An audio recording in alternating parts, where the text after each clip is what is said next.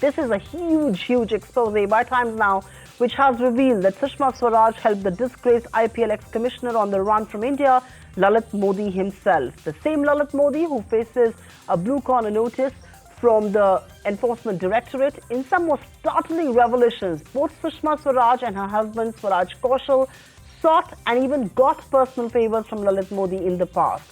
What explains this brazen lack of propriety? This is a Times Now exclusive. This is a story that has shaken up India's political establishment, and that is indeed our top story on Business Tonight. It is no secret that Lalit Modi and Keith Vaz are the best of friends, even if it is a relationship of mutual convenience. Thrown out of the IPL, Lalit Modi needs political friends in the UK, where he is stranded, afraid of facing the law if he returns to India. And Keith Vaz, now a top Labour Party leader, needs the support of Lalit Modi and his influential and rich circle of friends in India and around the world. So when Lalit Modi stepped up efforts to get a clearance from the Indian government, he leaned naturally on Keith Vaz, whose network of friends in Indian political circles is well known. Interestingly, Keith Vaz writes to the UK Visa and Immigration Department back then. Here is a verbatim of what he writes. Mr. Modi's application for a travel document was refused after I raised this with Lisa, who has been very helpful. Since then, his solicitors have written in. He has again contacted his MP Greg Hanshaw and now me as well. The Foreign Minister of India, Sushma Swaraj, has spoken to me, making it very clear that the Indian government has no objection to the travel document being granted, which is contrary to what the refusal notice had stated. Mrs. Swaraj has also spoken to Sir James Bevan, who, even though he is on leave, said he would speak to the relevant person in the Home Office. Frankly, everyone has been involved in this apart from Ban Ki-moon. So effective is using the Indian Foreign Minister's name and quoting her alleged conversation with the British High Commissioner that in 18 hours and 30 minutes, Lalit Modi's case is cleared and he gets this travel document. When we tried to get in touch with Keith Vaz, he was evasive, only repeating what he told the British press, that his email account had been allegedly hacked into. You are writing to Lalit Modi saying you've spoken to Sushma Swaraj about Lalit Modi's travel documents. Really? Well, I have your email. Okay. Can I have your... And you've also said that she has also spoken to Sir Bevan, and that your email says that everybody except Ban Ki-moon has been involved in this. This whole email trail between you and I think that's a joke, actually. I can read out your mail. I've got about 8 or 9 mails of yours, Right. How do including... you obtain it? I have got the emails with me, so I'd like to know your reaction to it. I'd like to tell you that it's a criminal offence. No, but have you been in? A member of Parliament in But the United Kingdom. no, but are you in touch? Have you spoken to Sushma Swaraj? You can do what you want with those, but it's a criminal No, offence in this country. see this. To hack the phone. No, I'm having a conversation about this. I've told you. You have said that the Foreign Minister of India has spoken to me, making it very clear that the Indian government has no objection to the travel document being granted, which is contrary. I'm commenting on something that you have said has come from my email address. Is this your email address? gmail.com? It's a criminal offence to hack the email And of a member of Parliament. in the past, have you helped Swaraj Kaushal get admission for one of his relatives? What is interesting is within 19 hours, the British authorities gave a clearance for Lalit Modi's travel documentation, as per this mail by Keith Vaz, came from the horse's mouth. He adds, I will do a thank you, we will need her again. Whatever were the paths that worked for Lalit Modi, the fact is he got his documentation cleared in under 20 hours. Interestingly, the Indian government had not clarified whether it gave a verbal or written clearance to the British authorities. What's not clear is that on the part of the Indian government, why the Foreign Ministry would give a helping hand to Lalit Modi when he was wanted by another ministry, that is the Finance Ministry and the Enforcement Directorate, which had issued a blue corner notice.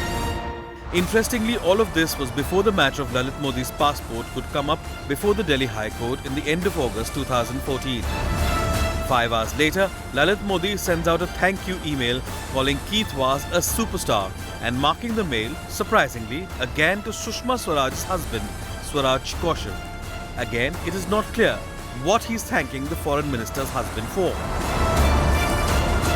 In this letter dated the 29th of August 2013, Lalit Modi wrote to Keith Vaz, and I quote, Mrs. Sushma Swaraj called to see if we can do anything to help her nephew get into the law program at Sussex.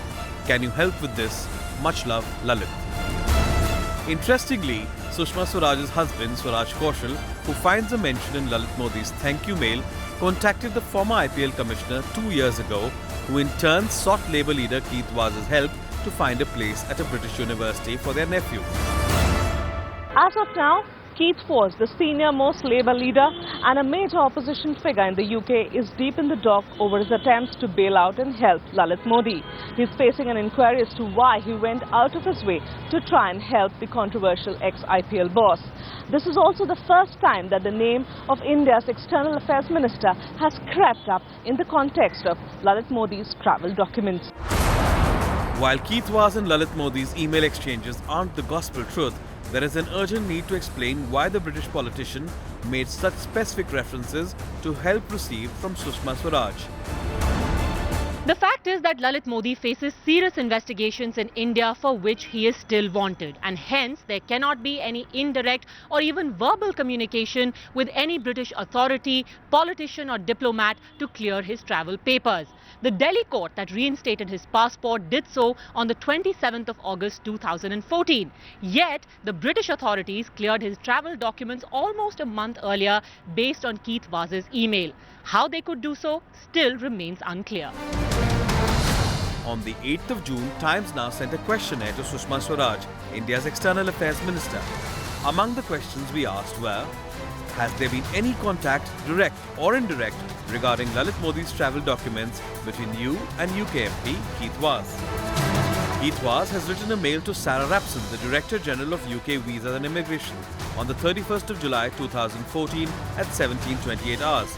The mail says, and I quote, the Foreign Minister of India, Sushma Swaraj, has spoken to me making it very clear that the Indian government has no objection to the travel document being granted, which is contrary to what the refusal notice had stated. Mrs. Swaraj has also spoken to Sir James Bevan, who even though he is on leave said he would speak to the relevant person in the Home Office. Can you confirm that these statements made by Keith Vaz are correct?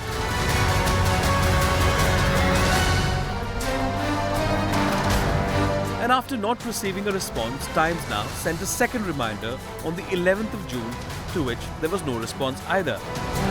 And minutes after Times Now exposed Sushma's proprietary tangle today, the External Affairs Minister admitted to helping the ED accused Lalit Modi. Sushma taking to Twitter confirming Times Now report, claiming she took a humanitarian view and conveyed to the British High Commissioner that the British government should examine the request of Lalit Modi as per British rules and regulations. Meanwhile, Keith Vaz faces investigation from UK's parliamentary watchdog. Why he was invoking Sushma Swaraj's name repeatedly and specifically in his mails is something either he or Ms. Swaraj, or better still, both need to explain. Bureau Report, Times Now. Find us on Facebook at facebook.com/ETNow and don't forget to click the like button. You can also follow us on Twitter at ETNowLive. To stay updated with all our programming, hit the subscribe button on our YouTube channel by logging on to youtube.com/user/ETNow.